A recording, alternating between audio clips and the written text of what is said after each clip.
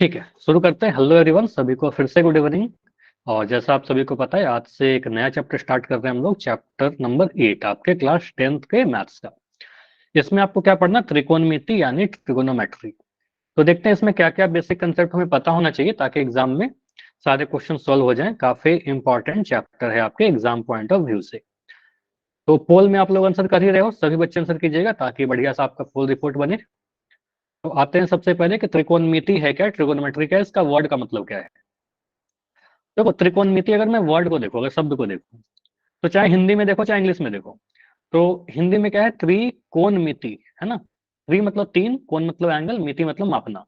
English में word है trigonometry. तो इसको अगर डिवाइड कर दे तो ट्राई गोन मेट्री। तो ट्राई मतलब आपको पता है तीन, गोन मतलब होता है भुजा, मतलब साइड, ठीक है। और मेट्री मतलब मेजर करना यानी मापना। तो इंग्लिश वर्ड के अकॉर्डिंग क्या होगा, तीन साइड को मापना, है ना। और हिंदी के अकॉर्डिंग तीन कोनों को मापना। तो बेसिकली इसमें ऐसा नहीं कि त्रिकोणमिति में, ये तो बस वर्ड का मतलब बताया आपको। त्रिकोणमेट्री या त्रिकोणमिति में हम लोग बहुत चीजें पढ़ते हैं, ठीक है। ऐसा नहीं कि बस तीन कोण या तीन भुजाओं को मापते हैं। होता क्या है, कोण और भुजाओं के बीच संबंध के बारे में पढ़ते हैं, ठीक है। इसके एप्लीकेशन हम लोग चैप्टर नंबर 9 में पढ़ेंगे। अभी के लिए त्रिकोणमिति का वर्ड का मतलब आपने समझा। रिलेशन पढ़ते हैं कोण और भुजा के बीच, साइड और एंगल के बीच में रिलेशन पढ़ेंगे बेसिकली। तो किसी भी त्रिभुज में हम लोग त्रिकोणमिति लगा सकते हैं, लेकिन आपके सिलेबस में जो है, क्लास 10th के सिलेबस में, वो समकोण त्रिभुज के बारे में आपको पढ़ना है। तो ये जो त्रिभुज आपको दिख रहा है, इसी को समकोण त्रिभुज कहते हैं। क्योंकि आपको पता है कि यहाँ पर जो एंगल बन रहा है सर, 90 डिग्री का एंगल बन रहा है। तो कोई भी त्रिभुज जिसमें एक कोण 90 डिग्री बने उसको समकोण त्रिभुज बोलेंगे। एक कोण 90 डिग्री, बाकी जो दो कोण दिख रहे हैं आपको, मान लो इसको एक्स और वाई बोल दिया। तो कोण एक्स और वाई क्या होगा, न्यून कोण होगा, मतलब 90 डिग्री से छोटा होगा वो दोनों कोण, है ना। तो ये ध्यान रखिएगा, किसी भी समकोण त्रिभुज में दो न्यून कोण होते हैं और एक समकोण होगा, मतलब एक 90 डिग्री का कोण होगा। अब यहाँ पर आपको क्या ध्यान रखना है सर, अगर मैं इसको एबीसी बोल दूं, इस त्रिभुज का नाम लिख दिया एबीसी, तो मुझे पता है कि एंगल बी पर आपका 90 डिग्री बन रहा है। अगर मैं इसके कोण की बात करूं, इस त्रिभुज के कोण की बात करूं, तो कोण आप कैसे लिखोगे, एंगल ए, एंगल बी और एंगल सी, है ना। अगर मैं इसके भुजाओं की बात करूं तो भुजा कैसे लिखोगे, एक भुजा सर ए बी है, यहाँ पर मैंने ए बी लिख दिया। एक भुजा सर हमारे पास बी सी है, तो मैंने यहाँ पर बी सी लिख दिया। और एक भुजा सर ए सी है, मैंने यहाँ पर ए सी लिख दिया। तो तीन भुजा है, तीन कोण है। लेकिन यहाँ पर ध्यान आपको क्या रखना है, सबसे इंपॉर्टेंट सर, समकोण त्रिभुज के भुजाओं का स्पेशल नाम देते हैं हम लोग। क्या क्या नाम देते हैं, लंब, आधार और कर्ण। क्या क्या बोला, लंब, आधार और कर्ण। तो फर्स्ट थिंग कि सर कर्ण कौन सा होता है, तो 90 डिग्री के सामने वाला, ये ध्यान रखिएगा, 90 डिग्री के सामने जो भी भुजा होगा ये फिक्स रहेगा, ठीक है। ये फिक्स रहेगा कि सर उसको कर्ण बोलेंगे। तो 90 डिग्री के सामने एंगल बी के सामने जो दिख रहा है, इसको हम कर्ण बोल देंगे। और कर्ण को इंग्लिश में हाइपोटेन्यूज कहते हैं, ठीक है। तो ये भी नोट कर लीजिएगा, हाइपोटेन्यूज, क्योंकि टर्म आपको हिंदी इंग्लिश दोनों में पता होना चाहिए, हाइपोटेन्यूज। और हाइपोटेन्यूज है इसलिए हम लोग शॉर्ट फॉर्म में क्या लिखेंगे, कई बार कर्ण लिखूंगा, कई बार हाइपोटेन्यूज लिखूंगा, या फिर कई बार शॉर्ट फॉर्म में सिर्फ और सिर्फ एच लिख दूंगा, ठीक है। एच लिख दूंगा मतलब समझिएगा कर्ण की बात कर रहे हैं सर, ठीक है, इतना क्लियर। तो सबसे पहले बताइए, किसी भी समकोण त्रिभुज में 90 डिग्री के सामने वाले को क्या कहेंगे, कर्ण कहेंगे। 90 डिग्री के सामने वाला भुजा जो होगा कर्ण, इस त्रिभुज की सबसे बड़ी भुजा होगी। तो ये भी ध्यान रखिएगा, ये जो होगा सबसे बड़ी भुजा होगी, है ना। तो ये ध्यान रखना। ऐसा नहीं हो सकता कि सर ए बी से छोटा रहेगा एसी, नहीं, तीनों में ए बी बी सी और एसी में सबसे बड़ा कौन कौन होगा, एसी होगा। कर्ण सबसे लार्जेस्ट साइड होगा। ये समझ में आ गया, बस दो पॉइंट याद रखिएगा, 90 डिग्री के सामने वाले को कर्ण बोलेंगे और सबसे बड़ी वाली भुजा को कर्ण बोलेंगे किसी भी समकोण त्रिभुज में। इसके आगे लंब और आधार। चलो, लंब और आधार के आने पहले मैं आपको त्रिभुज को रोटेट करके देता हूँ। मान लो त्रिभुज को हमने कुछ ऐसे बना लिया, हम ऐसा ऐसा नहीं कि आपको ऐसे ही ट्रायंगल बनाए, मान लो ऐसा ट्रायंगल बना दिया, लिख दिया यहाँ पर पी एम एन, ये 90 डिग्री फिक्स कर दिया, ठीक है। अच्छा, ये समझिएगा कि अगर मैं कभी ऐसे बनाऊं ना, ये सिंबल जो आपको दिख रहा है ऐसा कुछ, इस सिंबल का मतलब होता है कि यहाँ पर 90 डिग्री का एंगल बन रहा है, ठीक है। तो यहाँ पर आपका 90 डिग्री अगर मैं बोल दूं, ये सिंबल, तो कर्ण कौन सा होगा यहाँ पर, कौन सा भुजा कर्ण बोलेगा, पी एन एन एम या पीएम, पीएम। 90 डिग्री के सामने वाले को सर कर्ण कहते हैं, ठीक है। 90 डिग्री के सामने कौन सा भुजा दिख रहा है, मुझे पीएम दिखता है, ठीक है। तो पीएम आपका कर्ण हो जाएगा। इसमें सबसे बड़ा भुजा कौन होगा, तो सबसे बड़ा भुजा भी यही होगा, ठीक है। सबसे बड़ा भुजा आपका, सबसे बड़ा, ठीक है, सबसे बड़ी भुजा कौन होगा, पीएम ही होगा, ठीक है। तो ये ध्यान रखिएगा। PN और NN से बड़ा। इसके बाद दो चीज और मैंने बोला था, आधार जिसको इंग्लिश में बेस कहते हैं, और एक लंब, ठीक है, जिसको हम लोग इंग्लिश में परपेंडिकुलर और बेस कहते हैं। तो ये क्या है, तो ये समझिएगा, जैसे मैंने बोला ना कर्ण फिक्स होता है, तो कर्ण तो फिक्स कर दीजिए, आपसे लंब पूछे, आधार पूछे, कर्ण पूछे, सबसे पहला काम हमेशा आपका यही करना है, सर 90 डिग्री के सामने वाले को हम फिक्स कर देंगे कि सर ये हमारा कर्ण है, ठीक है, जिसको हम लोग एच भी लिख देंगे, ठीक है।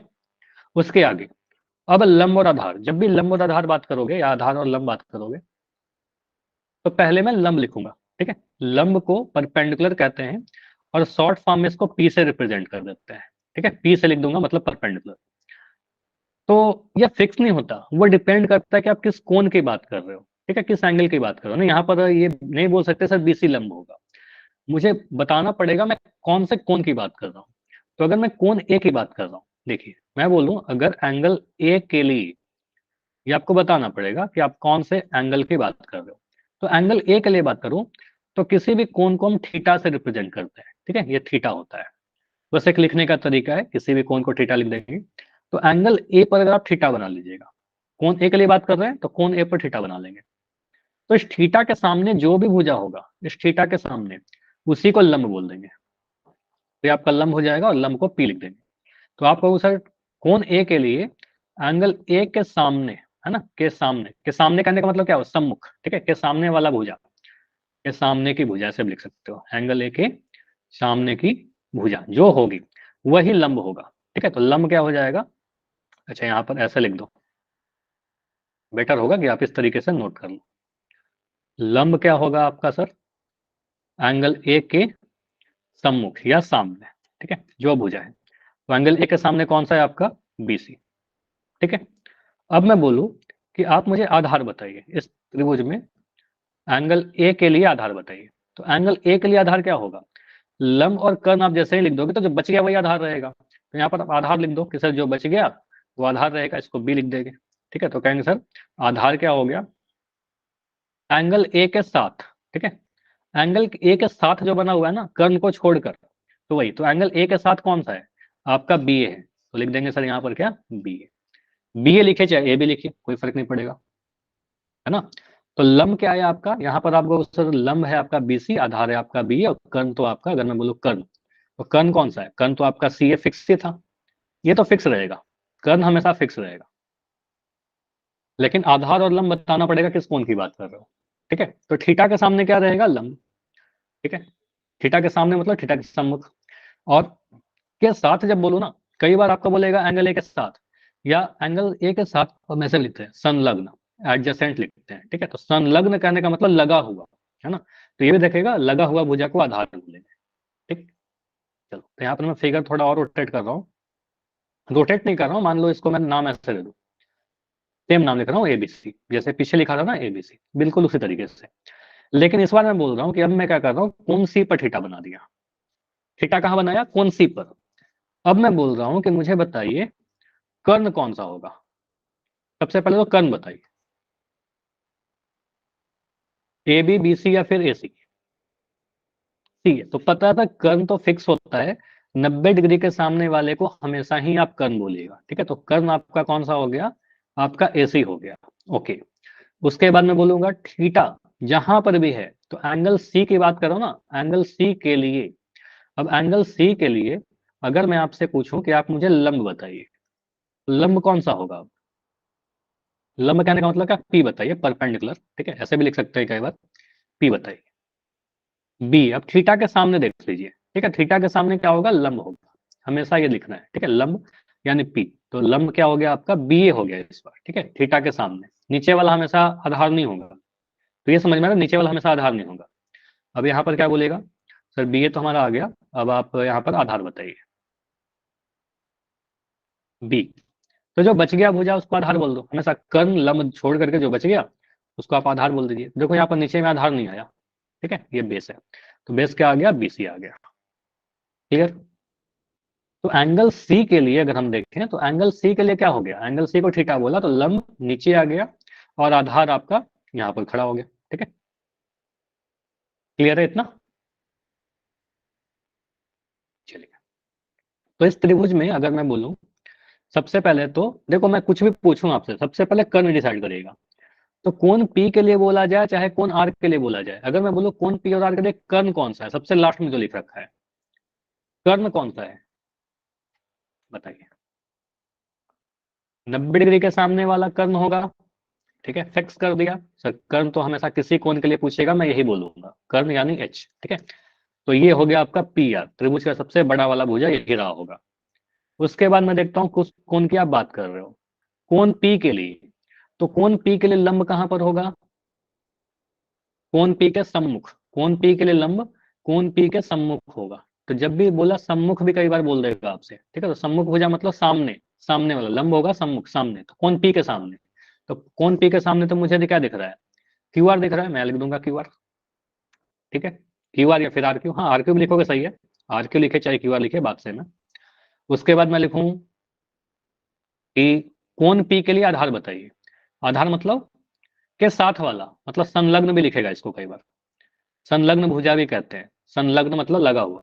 तो कोण पी के साथ जो लगा हुआ है, तो कोण पी के साथ साथ लगा हुआ कौन सा है, कर्ण छोड़ करके मुझे पी क्यू दिख रहा है, तो है ना, तो यहाँ लिख देंगे पी क्यू या फिर क्यू पी, पी क्यू लिखे चाहे क्यू पी लिखिए। ठीक है, आधार हो गया। चलिए अब मैं क्या बोल रहा हूँ, अब मुझे कोण आर के लिए चाहिए, है ना, इसको हटाइए। अब मुझे देखना है कोण आर के लिए, तो कोण आर के लिए लंब कौन सा हो जाएगा, कोण आर के सामने वाला, कोण आर के सामने वाला आपका लंब हो जाएगा। ठीक है, तो यहाँ पर लंब आ जाएगा, तो पी क्यू आ गया आपका लंब, यहाँ लिख देंगे सर पी क्यू। ठीक है, और अगर मैं बोलूं कि आप मुझे आधार बताइए कोण आर के लिए, तो ये कर्ण हो गया, ये लंब हो गया, तो आधार यहीं पर बचा ना, आधार हो गया, तो यहाँ लिख देंगे सर क्यू आर। ठीक है, तो यहाँ पर आपने नोटिस किया क्या कि सर कभी हमारा क्यू आर लंब था, कभी हमारा क्यू आर आधार था, कभी पी क्यू आधार था, कभी आपका पी क्यू लंब था। ठीक है, तो डिपेंड करेगा कि आप किस कोण की बातें कर रहे हो, लेकिन हर हाल में पी आर जो है कर्ण वो फिक्स रहेगा, कर्ण फिक्स रहेगा, ये नहीं बदलता, बाकी लंब और आधार बदल सकता है ना, लंब और आधार बदलेगा ही, डिपेंड करेगा किस कोण की आप बात कर रहे हो। ठीक है, इसको रहने देता हूँ, क्लियर है इतना। चलिए, तो हमने क्या क्या सीखा। अच्छा, कई बार मैं लंब और आधार और कर्ण ना लिख करके कई बार क्वेश्चन ऐसे पूछ लेता है कि आप मुझे किसी त्रिभुज की, जैसे ये देखो मैं ऐसे लिख दिया, इसका नाम देता हूँ एक्स वाई जेड। ठीक है, मैं बोल रहा हूँ, सबसे पहले कुछ भी बोलूं, कर्ण कौन सा होगा, पहले तो आप कर्ण डिसाइड करिएगा। तो कर्ण तो बहुत आसान है सर, 90 डिग्री के सामने वाला, ये फिक्स कर लिया। ठीक है, एक्स जेड। ठीक है, अब मैं बोल रहा हूँ एंगल जेड की सम्मुख भुजा, सम्मुख भुजा कहने का मतलब मैं क्या पूछना चाहता हूँ, लंब आधार या कर्ण, एंगल जेड का सम्मुख कौन होगा, तो एंगल जेड का लंब होगा, है ना, तो कहेंगे सर आपसे लंब पूछा जा रहा है ना, यहाँ पर लंब आपको निकालने के लिए बोल रहा है, सम्मुख भुजा मतलब लंब, तो कोण जेड के सामने वाला। ठीक है, कोण जेड के सामने वाला एक्स वाई आ जाएगा। ठीक है, तो लंब बोलिए चाहे सम्मुख भुजा बोलिए, आपका एक्स वाई लिखेंगे। ठीक है, मैं बोल रहा हूं कि कोण जेड के लिए एंगल जेड की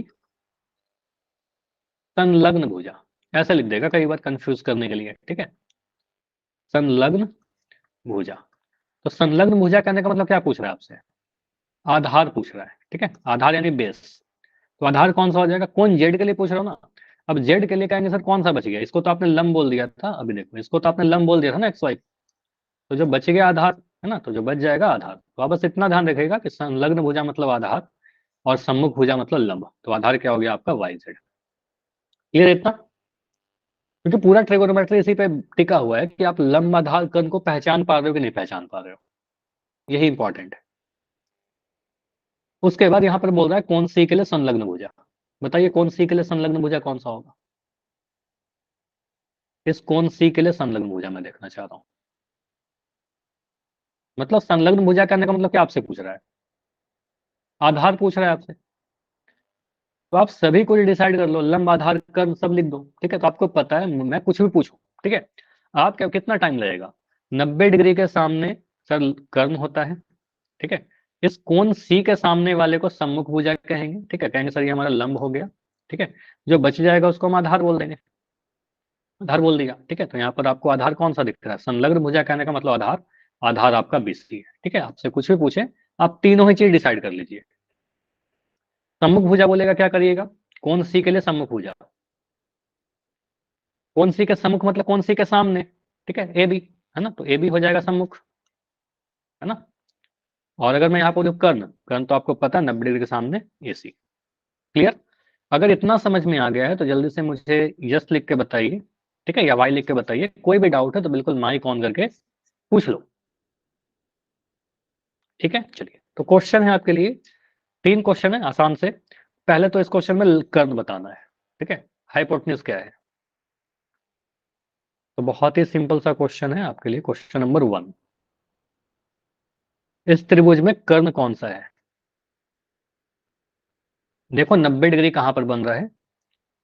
पहले ऑप्शन में लिखा हुआ है एल एन, यहां लिखा है एल एम, यहां लिखा है एम एन, और ये बोल रहा है इनमें से कोई नहीं। कौन सा आपका कर्ण है, L N, L M, M N, या फिर इनमें से कोई नहीं। 90 डिग्री के सामने वाले को कर्ण कहते हैं, इतना ध्यान रखिएगा। सिंबल अभी आपको बताया, कर्ण यानी हाइपोटेन्यूज। तो बहुत चीज दिमाग में आना चाहिए, हमें पता होना चाहिए कि सर सबसे बड़ा वाला भुजा, 90 डिग्री के सामने वाला भुजा।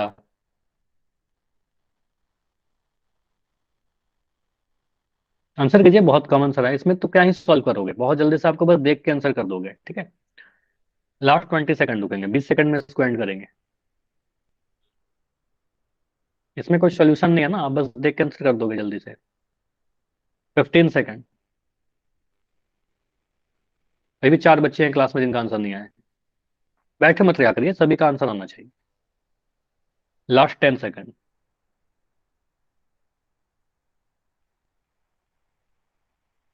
अब अगले क्लास में आपको पोल रिपोर्ट दिखाऊंगा, कितने बच्चे आंसर कर रहे हैं, कितने बच्चे आंसर नहीं कर रहे हैं। उसमें दिख जाएगा कितने बच्चे आंसर कर रहे हैं। Last 5 second, 5, 4, 3, 2, 1। चलिए, पोल को मैं एंड कर रहा हूँ और इस क्वेश्चन को डिस्कस करते हैं। तो यहाँ पर आपको क्या बोला गया है, कर्ण बताइए, हाइपोटेन्यूज बताइए। तो हाइपोटेन्यूज या कर्ण क्या होता है, 90 डिग्री के सामने वाला। तो ये जो सिंबल बनाया गया है, सिंबल का मतलब क्या होता है कि सर यहाँ पर 90 डिग्री बन रहा होगा, ठीक है। तो इसके सामने वाला भुजा कहने का मतलब क्या है, एल एम, ठीक है। तो ये जो भुजा दिख रहा है, यही आपका कर्ण हो जाएगा, हाइपोटेन्यूज हो जाएगा। तो एल एम कहाँ है, ऑप्शन नंबर बी में है, बाकी सारे गलत है। क्लियर है। 90 डिग्री के सामने वाले को समकोण त्रिभुज में कर्ण कहते हैं, हाइपोटेन्यूज कहते हैं, एच भी लिख सकते हैं इसको, ठीक है, एच भी लिख सकते हैं। तो एल एम है, ऑप्शन नंबर बी हमारा आंसर हो जाएगा, ठीक है। चलिए अगला क्वेश्चन। कोण पी का सम्मुख भुजा, सम्मुख कहने का मतलब सामने, या फिर कह सकते हो लंब, ठीक है।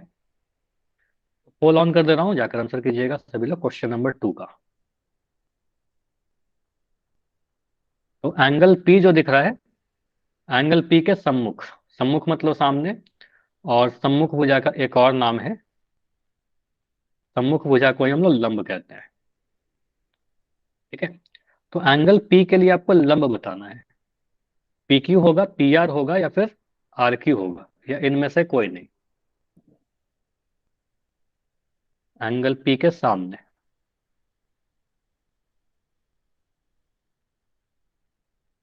20 सेकंड और रुकेंगे, बहुत ज्यादा कुछ इसमें कठिन है नहीं। 15 सेकंड।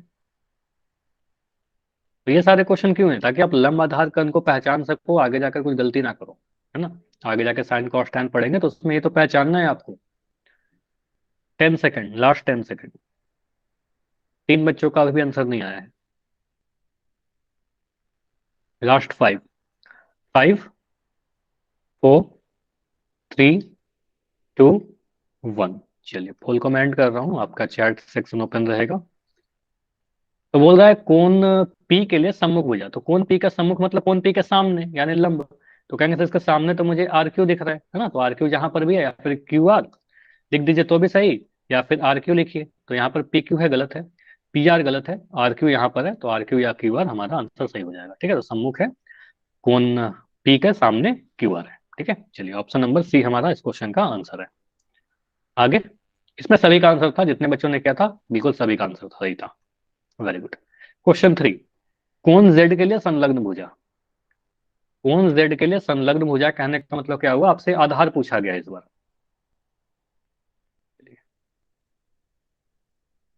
तो कोण जेड के लिए आप मुझे आधार बताइए। संलग्न जब भी लिख देगा, संलग्न का मतलब साथ वाला या फिर आधार, आपसे पूछा जा रहा है कौन जेड के लिए। ठीक है, तो आप लंब आधार कर्ण सभी कुछ लिख सकते हो, है ना। अगर कुछ कंफ्यूजन है तो आप लंब आधार कर्ण सभी लिख दो, आपको डिसाइड हो जाएगा कौन जेड के लिए आधार कौन सा होगा। तो याद रखिएगा, संलग्न भुजा का मतलब आधार, सम्मुख भुजा मतलब लंब।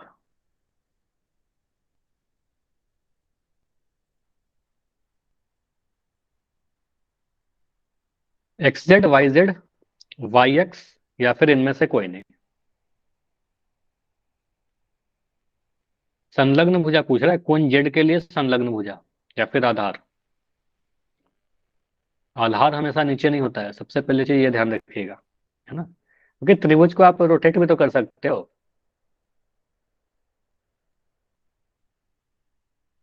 20 सेकंड और रुकेंगे, 20 सेकंड में इसको डिस्कस करते हैं।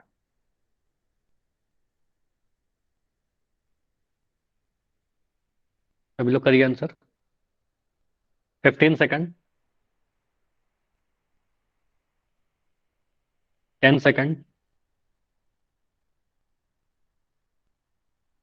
लास्ट 5।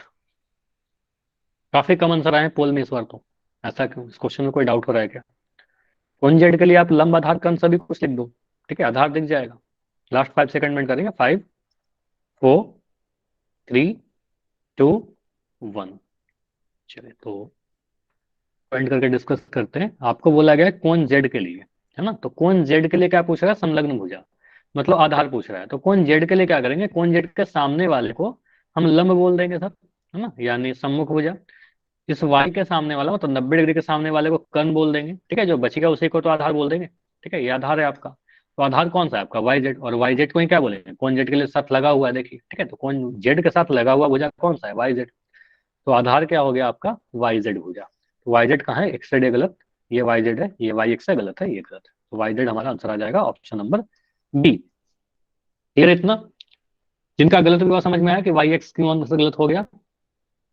वाई एक्स सामने है ना, जेड के सामने है, तो जेड के सामने तो सम्मुख होता है, लंब होता है। तो लंब नहीं पूछा गया आपसे, आपसे आधार पूछा गया था। तो कर्ण और लंब को छोड़ करके जो बचा उसको आधार बोल दिया, है ना। चलिए, तो इस तरीके से आप लंब आधार कर्ण पहचान लोगे।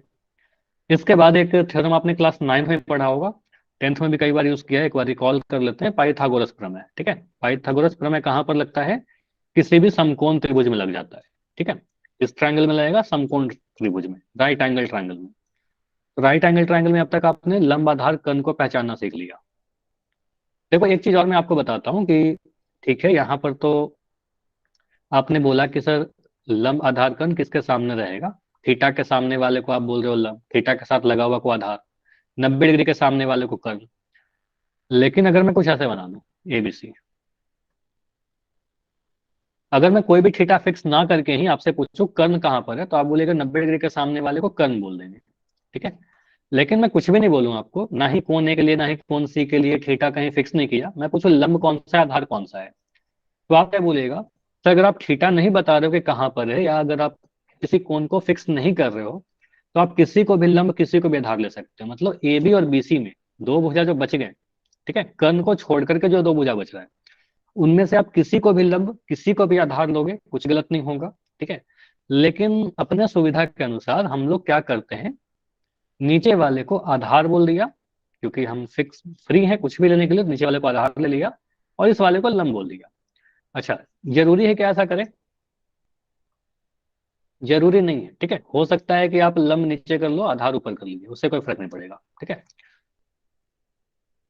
हाँ क्या आ रहा है चैट में।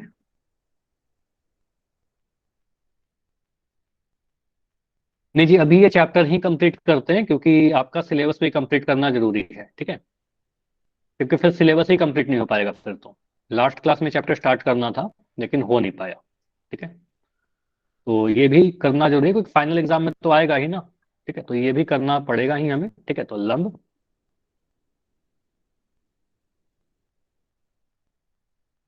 ठीक है, एक बार क्लास के एंड में इस पर डिस्कशन करते हैं। ठीक है, क्लास के एंड में इस पर डिस्कशन करते हैं, अभी के लिए कर लीजिए। ठीक है, बीच क्लास में इसको स्टॉप नहीं करेंगे। ठीक है, तो लंब और आधार किसी को भी ले लीजिएगा, आपका अगर कोई कोण फिक्स नहीं किया गया है तो, ठीक है। तो नीचे वाले को आधार बोल दिया और जो खड़ा है आपका ये भी उसको लंब बोल दिया, लेकिन कर्ण हमेशा फिक्स रहेगा 90 डिग्री के सामने वाला। तो रिलेशन क्या कहता है, पाइथागोरस प्रमेय बस लंब आधार कर्ण में रिलेशन बताएगा आपका कि किसी भी समकोण त्रिभुज में 90 डिग्री के सामने वाले को आपने कर्ण बोल दिया, नीचे वाले को आपने आधार बोल दिया, क्योंकि हमें कुछ फिक्स नहीं था, किसी को आधार किसी को लंब बोल सकते थे, तो हमने इसको लंब बोल दिया, ठीक है। तो थ्योरम या फॉर्मूला ये है कि कर्ण का जो वर्ग होगा, कर्ण का जो वर्ग होगा वो लंब के वर्ग, ठीक है, लंब के वर्ग प्लस आधार के वर्ग के योग के बराबर होगा। कर्ण स्क्वायर बराबर लंब स्क्वायर प्लस आधार स्क्वायर। इसको शॉर्ट फॉर्म में याद करने के लिए हम लोग कैसे लिखते हैं, एच स्क्वायर बराबर P square plus B square. तो ये हमें बिल्कुल याद रखना होगा, ठीक है, एच स्क्वायर बराबर P square plus B square, ठीक है। अब इसका क्या यूज पड़ता है, इसका यूज यही है कि आपको इस तीन चीज में रिलेशन है सर, एक है हमारा पी, एक है बी, एक एच, जिसको हम लंब आधार कर्ण कह रहे हैं। इन तीन में कोई भी दो दे देगा तो आप इसमें वैल्यू पुट करिएगा, सॉल्व करिएगा, आपका आ जाएगा, ठीक है। तो मान लो आपको कभी पी और बी दे करके आपको एच निकालने के लिए बोल सकता है, हो सकता है आपको एच और पी दे करके आपसे बी पूछ सकता है ना, एच और बी दे करके पी पूछ सकता है। तो क्वेश्चन करेंगे इस पर कि सर तीन चीजों में रिलेशन है, पी बी और एच में, तो आप कैसे लिखोगे, कर्ण का स्क्वायर बराबर P square plus B square, ठीक है। ये आपने पहले ही पढ़ा होगा, बस एक रिकॉल करवा रहा हूं ताकि ये सब चीज आगे यूज कर सके, ठीक है, समझ में आया। तो इस पे कुछ क्वेश्चन है, जैसे कि ये क्वेश्चन है आपके लिए कि अगर आपको दे रखा है लंब और आधार, तो कर्ण कितना होगा इस त्रिभुज में, 90 डिग्री के सामने वाला भुजा कितना होगा, पी आर कितना होगा। तो 90 डिग्री के सामने वाले को कर्ण बोलेंगे, है ना। तो कर्ण आप बताओ कितना होगा यहाँ पर। चलो पहला क्वेश्चन मैं सॉल्व कर रहा हूँ। तो यहाँ पर आप बोलेगा सर हमने किसी भी समकोण त्रिभुज में ये पढ़ा है कि 90 डिग्री के सामने वाले को तो आप कर्ण कहते ही कहते हो, ठीक है, 90 डिग्री के सामने वाले को आप कर्ण कहते ही कहते हो, ठीक है। इसको तो आप हाइपोटेन्यूज लिख दोगे, एच भी लिख दो साथ के साथ, 13 आ गया, बढ़िया। लेकिन 13 के बाद इकाई भी लिख दो, सेंटीमीटर नहीं लिखोगे तो गलत हो जाएगा, ये भी लिखना पड़ेगा सेंटीमीटर। अब किसी को भी आधार किसी को लंब बोल दीजिए, तो मैं बोल रहा हूँ सर नीचे वाले को हमने आधार बोल दिया, ठीक है, और इस वाले को हमने लंब बोल दिया, ठीक है। तो लंब को आप पी लिख दीजिएगा और इसको आप बी लिख दीजिएगा, सब इसी में लिख दे रहा हूँ ताकि आपको याद भी रहे, सर आधार बी होता है, लंब पी होता है, कर्ण एच होता है। तो यहाँ पर आप क्या बोलेगा, थ्योरम क्या कहता है आपका, एच का वर्ग बराबर पी का वर्ग प्लस बी का वर्ग, ठीक है। तो एच का वर्ग कहने का मतलब क्या, नहीं पता एच का मान, कर्ण नहीं पता हमें, तो एच स्क्वायर ही लिख दीजिए। पी स्क्वायर कहने का मतलब क्या, पी है आपका 5 सेंटीमीटर, देखिए लंब, तो यहाँ लिख दोगे सर 5 का स्क्वायर प्लस बी यानी आधार है आपका 12 सेंटीमीटर, यहाँ लिख दोगे 12 का वर्ग, ठीक। तो 5 का वर्ग यानी 5 गुना 5, 5 का वर्ग करने का मतलब क्या, 5 गुना 5 जो कि आपका आ जाएगा 25, यहाँ लिख दिया 25।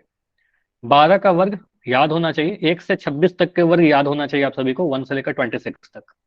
नहीं याद है तो याद कर लीजिएगा 1 से 26 तक के सभी संख्याओं का वर्ग, ताकि कैलकुलेशन आसान हो जाए। 12 का वर्ग यानी 12 गुना 12, और 12 गुना 12 करेंगे तो 144 आ जाएगा, ठीक है। तो याद होना चाहिए 144। 25 और 144 को जोड़ेंगे 169 आ जाएगा, 169 आ जाएगा, जो कि एच स्क्वायर है, ठीक है। अब हमें पता है कि सर जब भी हम कभी ऐसा लिखते हैं एक्स स्क्वायर बराबर एम, ठीक है, तो एक्स का वैल्यू कितना आ जाएगा, वर्गमूल एम।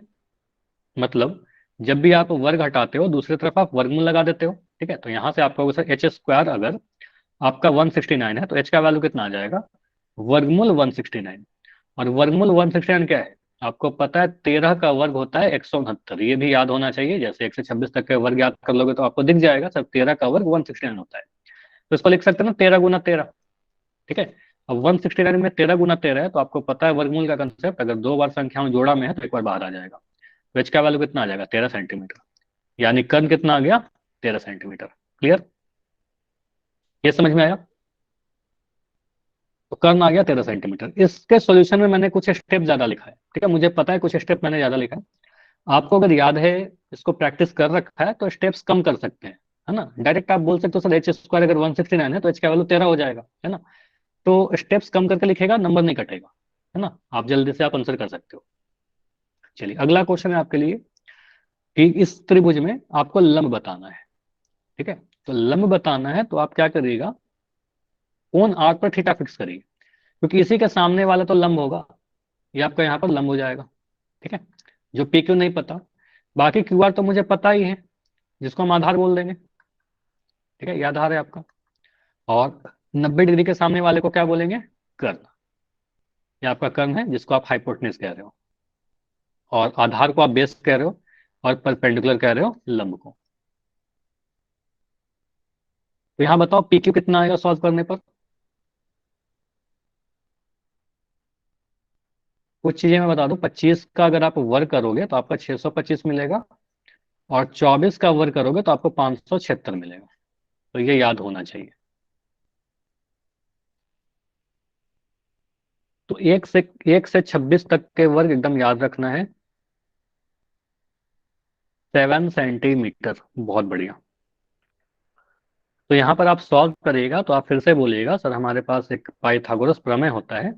पाइथागोरस प्रमेय क्या कहता है? कर्ण का स्क्वायर, कर्ण का वर्ग बराबर लंब का वर्ग प्लस आधार का वर्ग। ठीक है, कुछ ऐसा। अब कर्ण, अच्छा शॉर्ट फॉर्म में भी लिख सकते हैं इसको, ऐसा नहीं कि पूरा इतना लिखना ही पड़े हमें। ठीक है, एच स्क्वायर बराबर P square plus B square. तो एच स्क्वायर कहने का मतलब क्या? एच है आपका 25 सेंट, इस बार देखो कर्ण दे दिया, क्या लिख देंगे? 25 का स्क्वायर बराबर पी स्क्वायर कितना नहीं पता पी। ठीक है, तो पी स्क्वायर की जगह पर पी स्क्वायर लिख दो, लंब स्क्वायर 11। बी स्क्वायर कितना? बी है आपका 24। ठीक है, तो यहाँ लिख देंगे सर 24 का स्क्वायर। 25 का वर्ग होता है आपका 625, पी स्क्वायर को आपने पी स्क्वायर ही लिखा। 24 का वर्ग मैंने अभी बताया ऊपर 576। ठीक है, नहीं याद होगा तो गुना करना पड़ेगा, टाइम लगेगा। ठीक है, इसलिए याद करने बोल रहा हूँ। तो 576 याद कर लीजिएगा। अब यहाँ से क्या होगा? 576 को मैं अगर लेफ्ट से राइट से लेफ्ट लेकर आऊँ तो सब्ट्रैक्ट हो जाएगा, प्लस का साइन माइनस में बदल जाएगा। तो 625 minus 576 is equal to P square, ये उधर गया है। ठीक है, तो यहाँ से आपका आएगा 625 में से 576 घटाइएगा तो आपको आ जाएगा 49 is equal to P square. और यहाँ से आपको आंसर बहुत क्लियर दिख जाएगा सर, पी स्क्वायर का मान अगर 49 है तो पी का मान कितना आ जाएगा? वर्ग आप हटा रहे हो, है ना, तो वर्गमूल लगाइएगा। ठीक है, वर्गमूल 49, और वर्गमूल 49 क्या होगा? 7 गुना 7, है ना, तो आ जाएगा 7 सेंटीमीटर। दो बार है ना, तो जोड़ा में है तो एक और बार आ जाएगा 7 सेंटीमीटर, है ना। तो कहेंगे सर लंब कितना आ गया? लंब आ गया 7 सेंटीमीटर। क्लियर इतना? तो कभी आपसे कर्ण निकालने बोल सकता है, कभी लंब बोल सकता है, कभी आपसे आधार बोल सकता है। तो तीन चीजें पी बी एच, तीनों में कोई भी दो दिया रहेगा, तीसरा आपसे पूछ लेगा। इतना क्लियर तो भाई लिख के बताइए, कोई डाउट है तो पूछ लीजिए, बस कैलकुलेशन है। ठीक है, चलिए अगला क्वेश्चन में दे रहा हूँ। अच्छा, 1 से 26 तक के वर्ग याद होने चाहिए सभी को, याद है सभी को? बताइए, 1 से 26 तक का वर्ग याद है? चलो मैं जल्दी जल्दी लिख दे रहा हूँ, इसको याद कर लीजिएगा। ठीक है, एक का वर्ग कितना होता है आपका? एक। दो का वर्ग करने मतलब 2 गुना 2 4। तीन का वर्ग 3 3 9। चार का वर्ग 4 4 16। पांच का वर्ग 5 5 25। छह का वर्ग 6 6 36। सात का वर्ग 7 7 49। आठ का वर्ग 8 8 64। ठीक है, नौ का वर्ग बताओ कितना होगा? आप लोग ही बोलो, या चैट सेक्शन में लिखो। 9 9 81। 10 का वर्ग 111 का वर्ग। 10 तक तो बहुत आसान है ना, 11 का वर्ग बताइए। 121, 11 गुना 11 121 होगा, अदरवाइज गुना करना पड़ेगा। ठीक है, 12 का वर्ग 12 गुना 12 144। 13 का वर्ग 13 गुना 13 169। 14 का वर्ग 14 गुना 14 196। ठीक है, 15 का वर्ग 15 गुना 15 225। ये काफी इंपॉर्टेंट है, कंफ्यूज नहीं करना है 15 में। ठीक है, 16 का वर्ग 16 गुना 16 256। 17 का वर्ग 17 गुना 17 289। ठीक है, 18 का वर्ग 18 गुना 18 324। 19 का वर्ग 19 गुना 19 361। 20 का वर्ग 20 गुना 20 400। ना ठीक है? ठीक है, 21 का वर्ग, अब यहां से मैं थोड़ा लिख रहा हूँ। 21 का वर्ग ये होता है 441, 21 गुना 21। 22 का वर्ग 484। ठीक है, 23 का वर्ग 529। ठीक है, 529। 24 का वर्ग 576। 25 का वर्ग, ठीक है, 625। और 26 का वर्ग। ठीक है, तो 26 का वर्ग कैसे याद रखेंगे? 24 का याद हो तो 26 का भी याद हो जाएगा। 576 है ना, इसको चेंज कर दो 676। ठीक है, ये होता है 576, ये होता है 676। ठीक है, इसके आगे नहीं भी याद करोगे, याद करना 30 तक के कर लीजिए, अदरवाइज इतना भी कर लोगे तो ये वेरी इंपॉर्टेंट है। इतना याद करने से आपको काफी हेल्प हो जाएगा, कैलकुलेशन आसान हो जाएगा। ठीक है, ओके, चलिए तो ये आपको याद रखना है, इसको याद करना है, ठीक है, याद करना है, ठीक है, याद है तो अच्छी बात है। तो इसके आगे आपके लिए पोल है, बोला गया है दिए गए समकोण त्रिभुज में लंब ज्ञात करिए। तो लंब ज्ञात करना तो आपको सर यहाँ पर थीटा फिक्स कर लो, ये आपका लंब है, ठीक है, तो लंब ज्ञात करिए, जो नहीं पता है वही निकालोगे ना, बाकी वाई जेड और एक्स जेड तो पता ही है। फिगर को सॉल्व करके बताइए।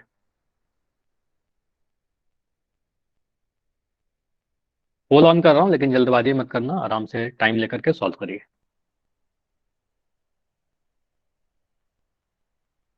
आपसे बोला गया है कि आप लंब बताइए, तो आप क्या करोगे। वन जेड पर अगर मैं थीटा बोल दूं तो थीटा के सामने वाले को हम लंब बोलते हैं, थीटा के साथ वाले को आधार बोल देते हैं, और ठीक 90 डिग्री के सामने वाले को आप कर्ण बोल दोगे। इसको एच बोलिए, इसको बी बोलिए, इसको पी बोलिए। इतना चीज तो पता चल गया। तो आप यहाँ से आधार का वैल्यू आपको दिख ही रहा है 8 सेंटीमीटर, कर्ण का वैल्यू आपको दिख ही रहा है 17 सेंटीमीटर, लंब बताइए कितना होगा। 15, 13, 5 या 12।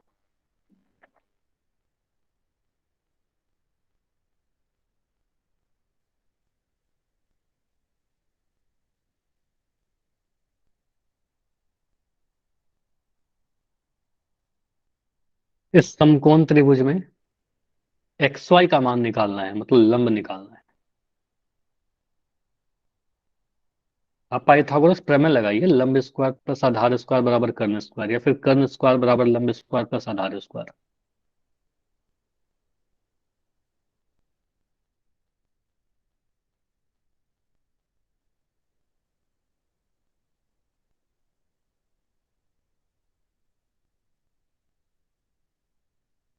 और सिलेबस को लेकर जो आपका डाउट था ना अभी, कि ये चैप्टर करवाइए या चैप्टर करवाना है, क्योंकि एग्जाम नजदीक है, एक बार क्लास के एंड में रुकिएगा, एक बार डिस्कशन करते हैं, ठीक है।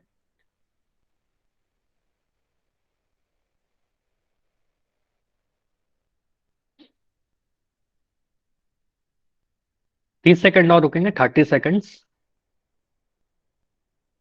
अगर आपको लगता है कि और टाइम चाहिए कैलकुलेट करने के लिए, क्योंकि इसमें है कैलकुलेशन थोड़ा, तो आप मुझसे टाइम ले सकते हो, आप माइक ऑन करके बोलोगे, क्योंकि चैट बंद है अभी।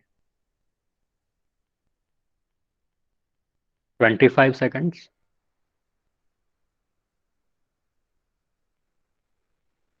20। 15।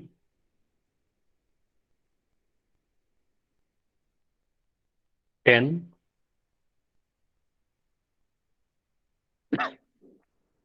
सभी का आंसर नहीं आ रहा है, काफी कम बच्चे आंसर कर रहे हैं। Last 5 second, 5, 4, 3, 2, 1। एंड करें इसको।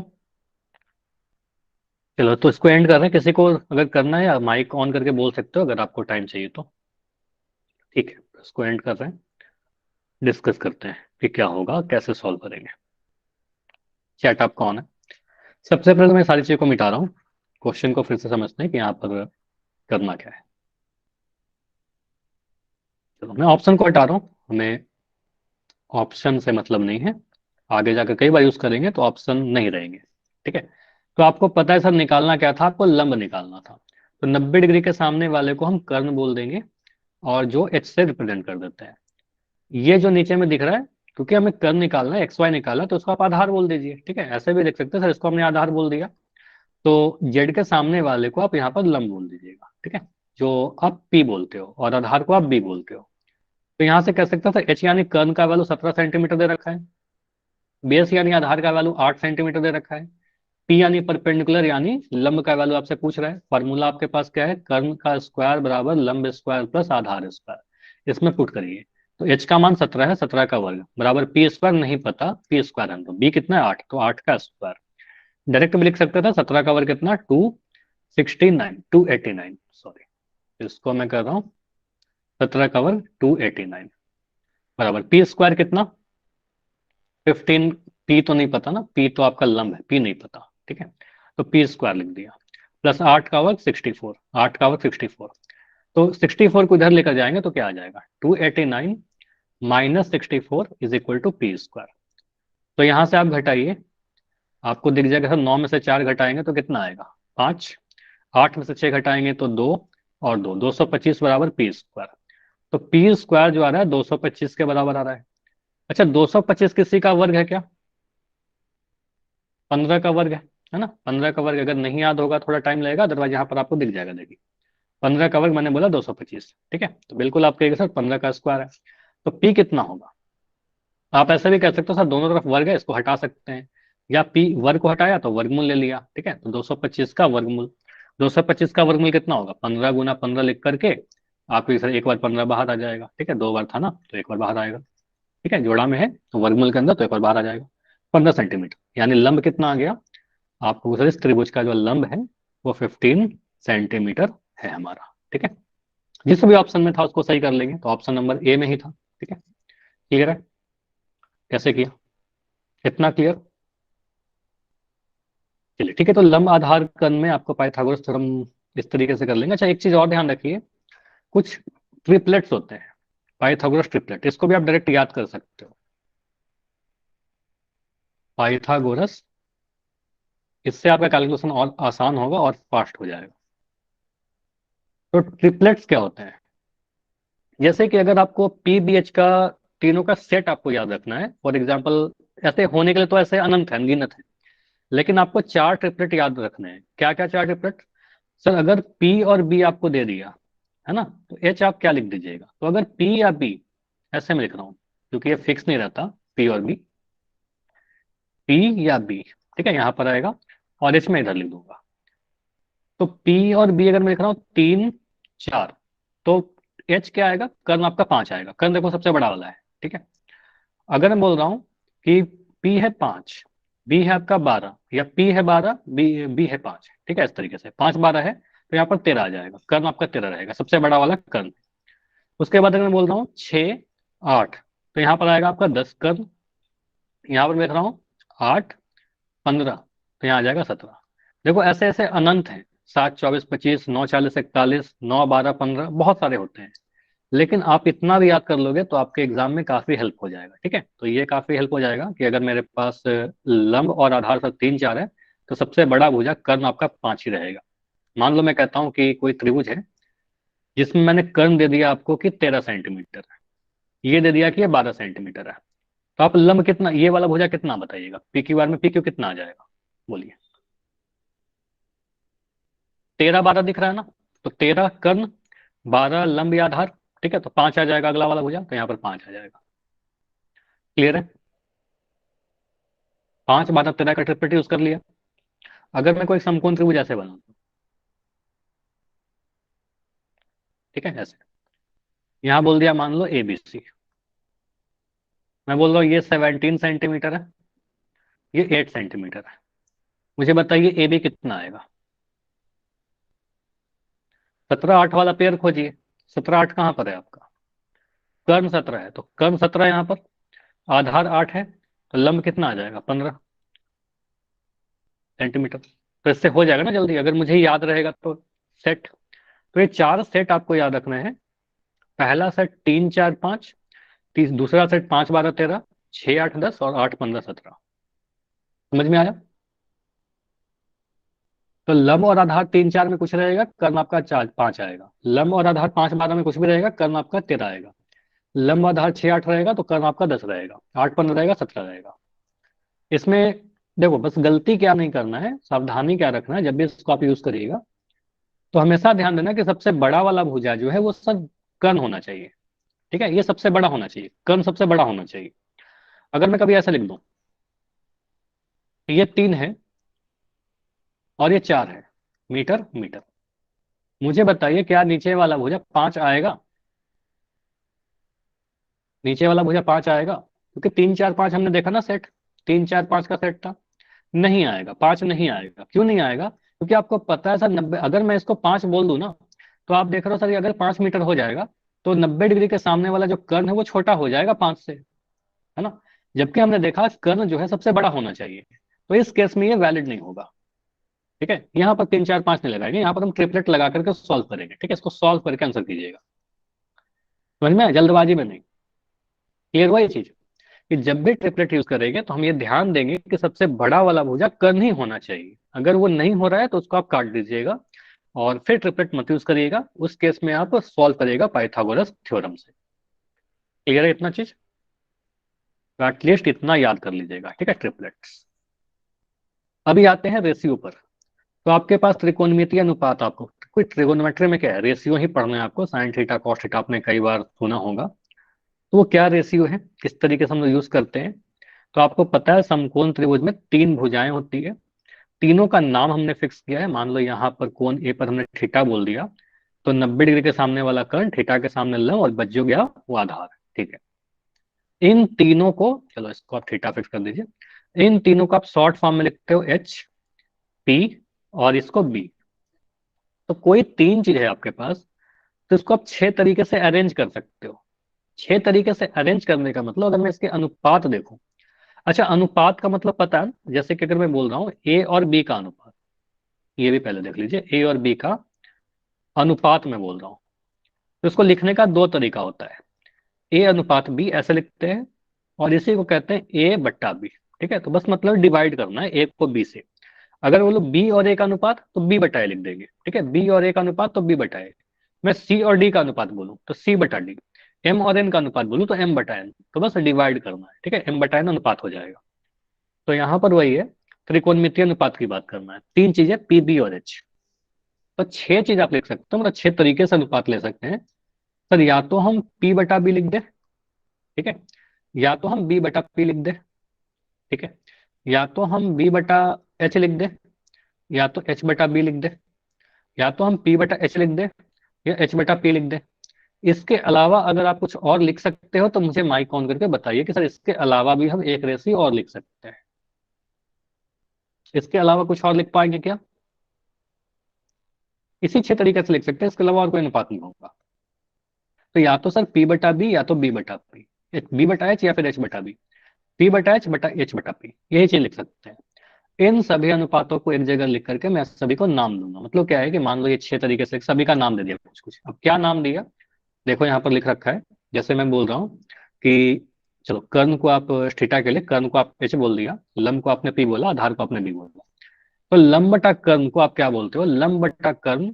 इस रेशियो का नाम होता है साइन थीटा, ठीक है, साइन थीटा। तो ये आपको याद करना होगा, लंब बटा कर्ण साइन थीटा है। शॉर्ट फॉर्म में क्या लिखेंगे सर, पी बटा एच, ठीक है। बेटर होगा आप इसको याद करिए, साइन थीटा बराबर पी बटा एच, इससे ज्यादा आसानी से याद हो जाएगा, ठीक है।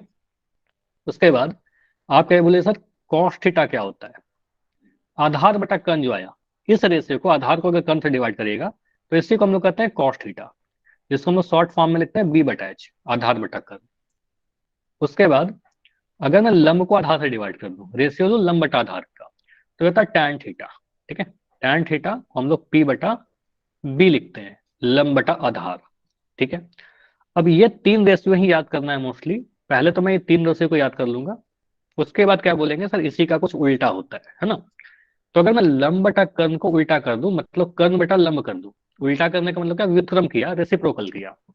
तो इसका नाम क्या हो जाता है, कर्ण बटा लंब के रेशियो को हम लोग कॉसेक थीटा कहते हैं, ठीक है। इसको लिख देंगे कॉसेक थीटा, जिसको शॉर्ट फॉर्म में लिखते हैं एच बटा पी, क्योंकि कर्ण को एच कहते हैं, लंब को पी कहते हैं, एच बटा पी लिख देंगे। इसके अलावा कर्ण बटा आधार। तो कर्ण बटा आधार क्या होता है, कॉस वाला का उल्टा है, देखो आधार यहाँ है, आधार नीचे हो गया, कर्ण नीचे था, यहाँ कर्ण ऊपर हो गया, ठीक है। तो बेसिकली कॉस वाले को उल्टा कर रहे हैं। यहाँ बोलेंगे कर्ण बटा आधार होता है सर सेक थीटा, ठीक है, सेक थीटा। ये याद ही करना पड़ेगा, मैं ऐसे ट्रिक बता दूंगा याद करने का, एच बटा बी अभी नोट कर लीजिए साथ के साथ, एच बटा बी। और फाइनली एक और आपका बच गया आधार बटा लंब। तो आधार बटा लंब देखिए टैन का उल्टा है, ठीक है। लंब बटा आधार यहाँ पर आधार बटा लंब है, ठीक है। तो टैन के उल्टे वाले को हम लोग कॉट बोल देते हैं, तो कॉट थीटा, ठीक है। और ये हो जाएगा बी बट्टा पी। तो इस तरीके से आप याद रखिएगा। बेटर क्या होगा याद करने के लिए कि आप इन रेशियो को याद करिए, साइन थीटा सर पी बटा एच, कॉस थीटा सर बी बटा एच, टैन थीटा पी बटा बी। याद होना चाहिए कि सर पी क्या है, बी क्या है, एच क्या है, ठीक है। कॉसेक थीटा होगा एच बटा पी, जो कि साइन का उल्टा है। सेक थीटा एच बटा बी, जो कि कॉस का उल्टा है। कॉट थीटा टैन का उल्टा बी बटा पी।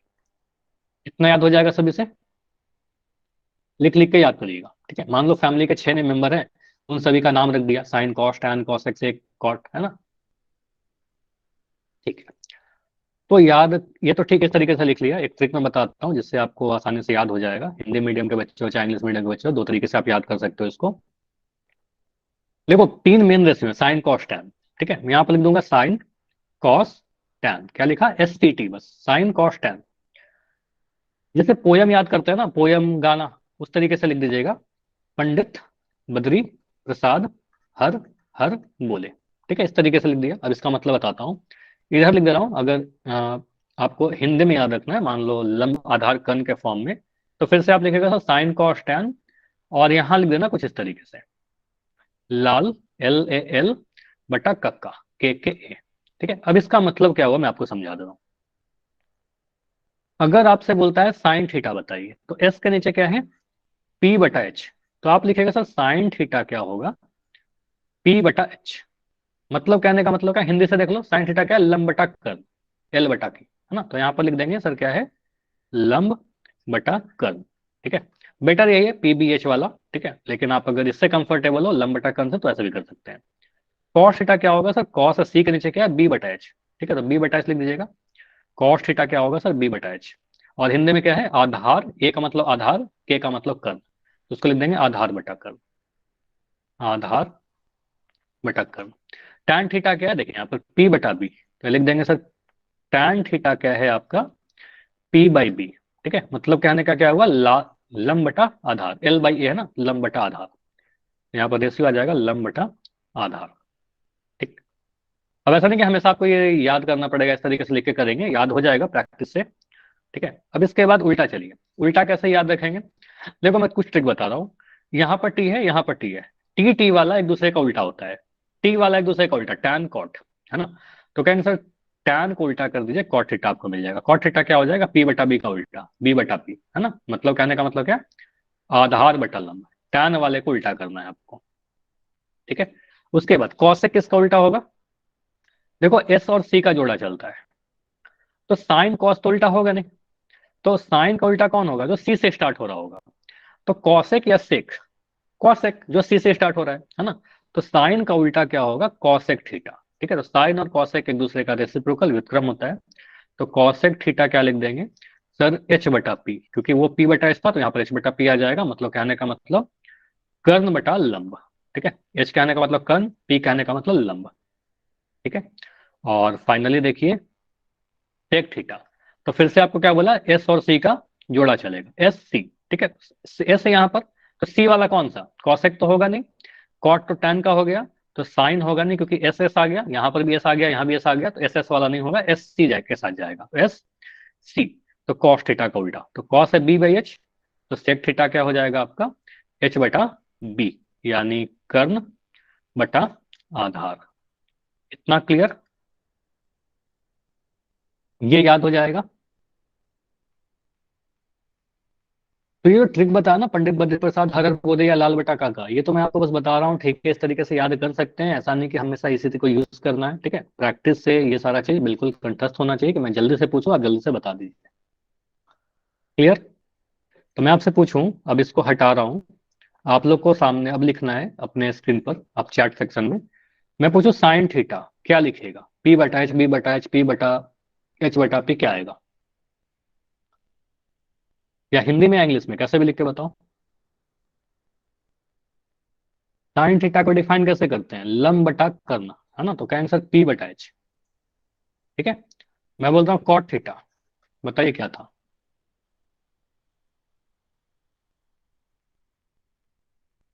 कॉट थीटा क्या है?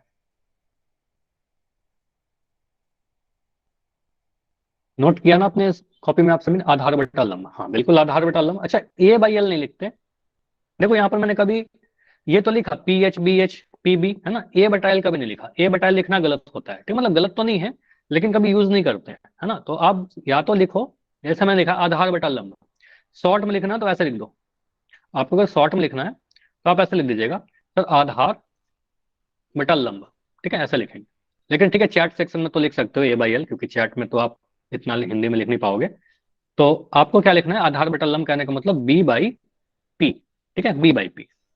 हाँ ठीक है, आज से चैट सेक्शन में तो चल जाएगा क्योंकि हिंदी में लिखना नहीं बनेगा। तो आधार बटा लंब कहने का मतलब B/P। तो इस तरीके से आपको ये 6 के 6 रेशियो याद कर लेने हैं। हम हमेशा PBH वो पूरा ट्रिक नहीं लिखेंगे, ये जल्दी जल्दी सारे रेशियो आप जहां भी पढ़ते हो अपने कॉपी में नोट कर लीजिएगा, रिवीजन कीजिएगा, याद हो जाएगा। ठीक है, चलिए इतना ही रखते हैं, इसके आगे क्वेश्चन वगैरह अगले क्लास में करेंगे, टाइम हो चुका है। अभी रुक जाइएगा सभी लोग, थोड़ा डिस्कस कर लेते हैं सिलेबस को लेकर के, आप लोग जो भी टेस्ट वगैरह बता रहे थे।